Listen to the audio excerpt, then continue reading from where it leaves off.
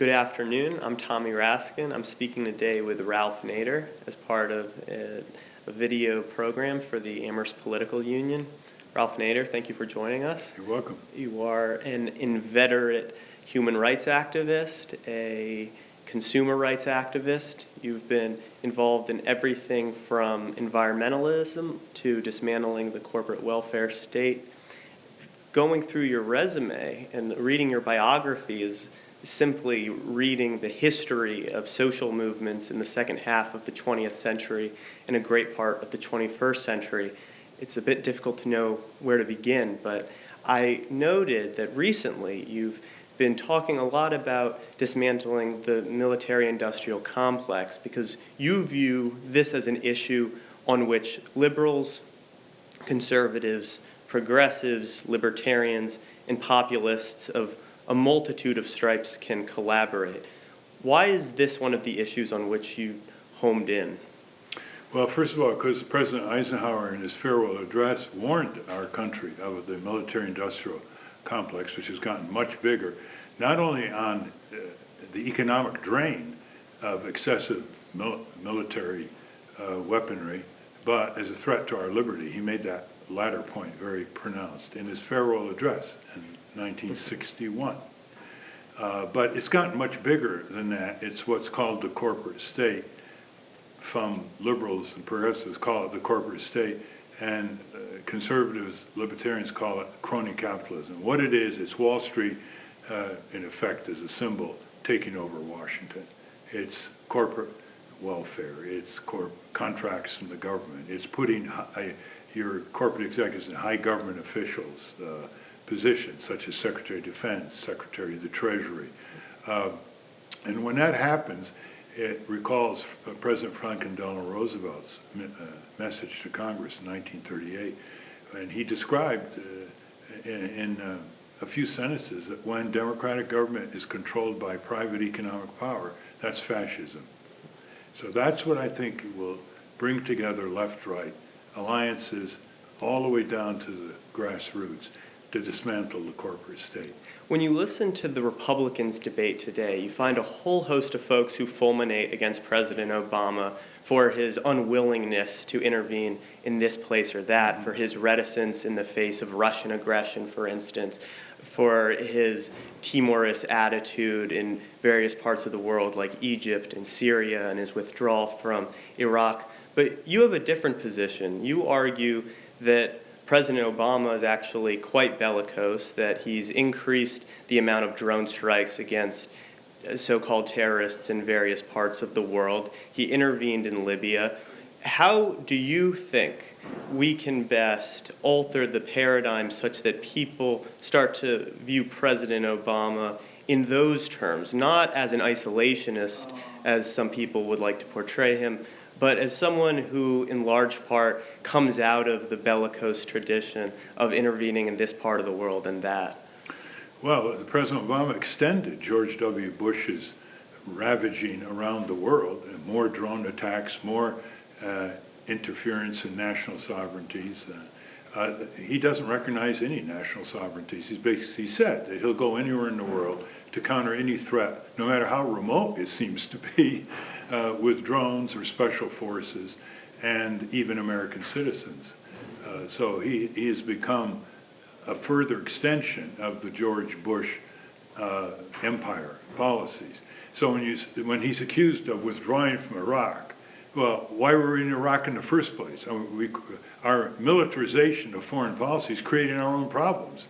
And then the militarists in our society accuse us of being soft. You know, accuse Obama, imagine, of being soft. And when it comes to Russia, it's a gross insensitivity to the fact that in the 20th century, within 40-year period, 30 million Russians were killed by invasions of their western frontier. So they're very sensitive about who's on their western frontier.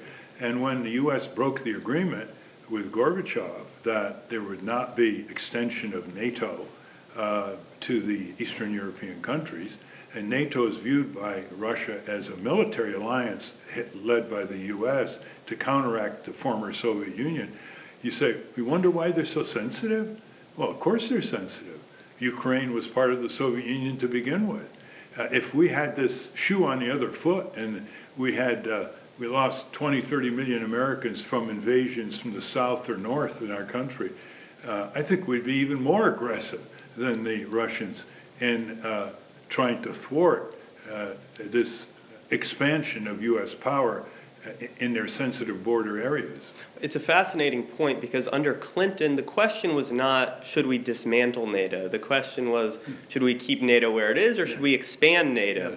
And even George Kennan, who came up, or some people said came up with the containment doctrine, said that it was an affront to Russia to expand NATO the way that the United States did, and that unfortunately when the United States acts in that way, it will precipitate some animosity from different folks around the world.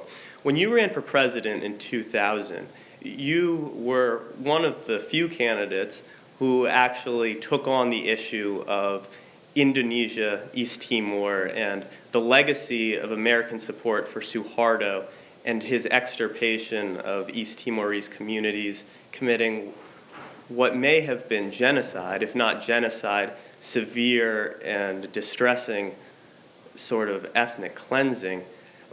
Why do you think people didn't care about East Timor, and why did you care about it? Well, as a personal point, one of our former colleagues was very much involved in the liberation of East Timor, Alan Nairn, and he was almost killed with Amy Goodman when there was basically a soldiers' riot confronting a peaceful demonstration by East Timorese for their autonomy or independence. But I think the answer to your question is that Indonesia was on the periphery. These people weren't of any strategic interest. We wanted to ally ourselves with Suharto and the Indonesian dictatorship to thwart any expansion southward of communist China or North Vietnam.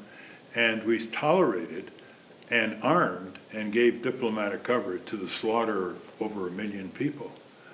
Most of them not even politically active, innocent people, not just in East Timor, but in other parts of Indonesia, before and after. Recently, you have made it a point to try to dismantle the idea that there must be a left and a right that are distinct entities to which people must adhere respectively. Either we are left, we are right.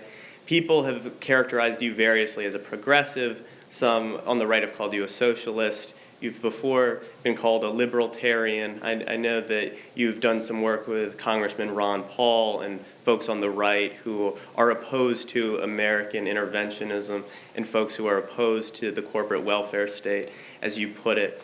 But I want to ask about you. How do you characterize yourself? Are you liberal? Are you conservative? Well, or do you reject the paradigm entirely? Well, I do reject it because it puts you in cubbyholes not of your own making and sends signals that you don't want to be sent. Basically, I have a philosophy of justice. And if someone is subjected to injustice, it doesn't matter what ethnic group or what background or where they live. They're innocent and they've subjected to severe injustice. That's why I'm attracted to two things. One is the 2,000-year plus strategy of ruling powers to divide and rule the masses.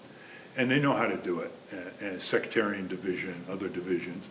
And in our country, that's what's done. That's what's called polarization, red state, blue state, left, right, on issues that they are divided on, like reproductive rights, school prayer, so on.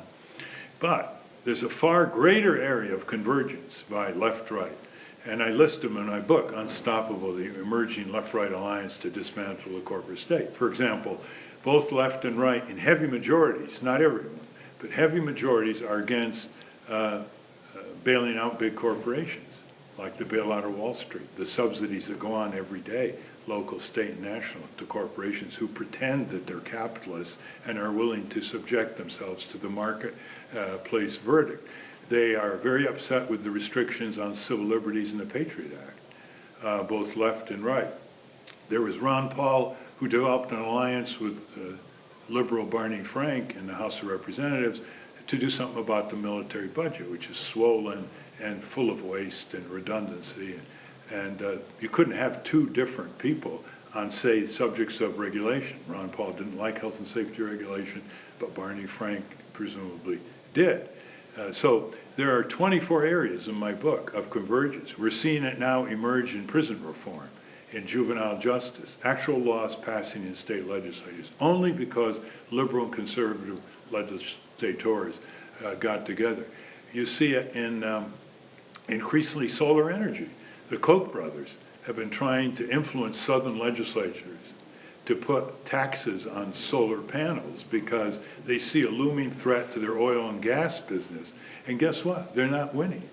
Because in southern legislatures, a big job producer in residential areas putting panels on homes, and they don't think there's a Republican solar panel or a Democrat solar panel. So there are many areas of convergence. I think one that's emerging, it needs some leadership and some advocacy groups, is on empire. On empire, the massive swollen military presence and interventionism of U.S. All over the world. Asking about the 2016 race, we've seen the meteoric rise of Donald Trump on the right. We've seen Bernie Sanders get a lot of support on the left. Whom do you find compelling? Well, it's all relative, isn't it? So I think the Green Party platform is the most compelling, and it looks like Dr. Jill Stein's going to get the nomination again.